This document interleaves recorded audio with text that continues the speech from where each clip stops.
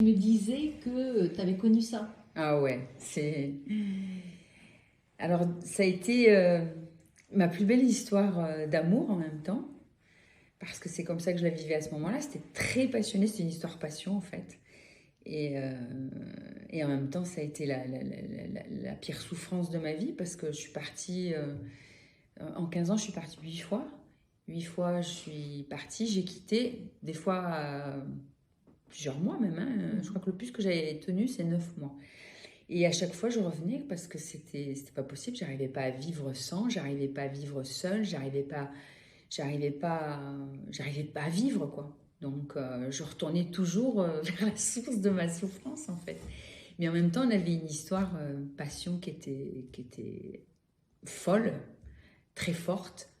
Et pour moi, j'identifiais ça à mon âme sœur, quoi. C'était mon âme sœur, c'était l'homme de ma vie, c'était mon double. Et en fin de compte, c'était pas du tout ça, mais pas du tout ça. C'était extrêmement destructif, c'était un être hyper narcissique, qui était vraiment focus sur lui, qui avait pas du tout d'attention pour moi. Mais en même temps, notre histoire, c'était de la fusion, vraiment de la fusion. Fusion passion. Donc on était des fois, on était tellement scotchés que des gens nous voyaient, je sais pas, on était assis dans un bar ou dans un resto, les gens nous regardaient, ils disaient mais ils nous prenaient pour des extraterrestres quoi.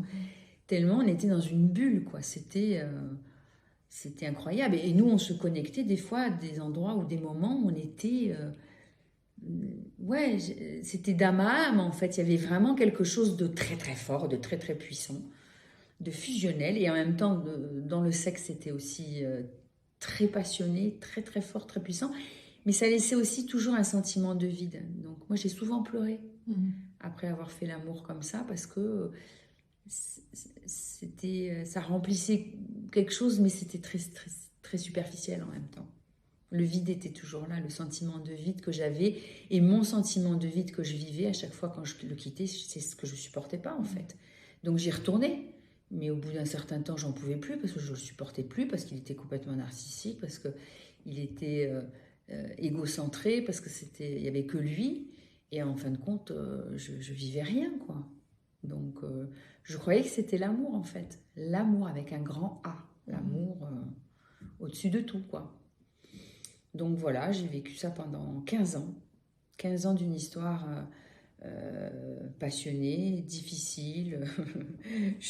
Ma famille, ils me voyaient tout le temps déménager en fait. Les gens ne savaient jamais où j'habitais, puisque je déménageais tout le temps. Finalement, en 15 ans, j'ai déménagé 8 fois. Donc un coup j'habitais là, un coup j'habitais là. On n'arrivait pas à me suivre en fait. Et je me rappelle à l'époque, je disais souvent que j'étais devenue la reine des déménageuses, quoi. J'arrivais à boucler des cartons en un temps exceptionnel, parce que j'arrivais à partir très très vite, quoi. Mais à chaque fois, je reconnectais ma souffrance, mon vide, et puis j'arrivais pas à reconstruire ma vie derrière. J'arrivais pas à retrouver une autre histoire, j'arrivais à rien faire, quoi. J'étais juste dans l'attente que je puisse trouver peut-être à me remplir, mais j'y arrivais pas, quoi. J'y arrivais pas. Donc je retournais toujours vers mon bourreau préféré, quoi. Parce que c'était vraiment mon bourreau préféré, quoi. Voilà.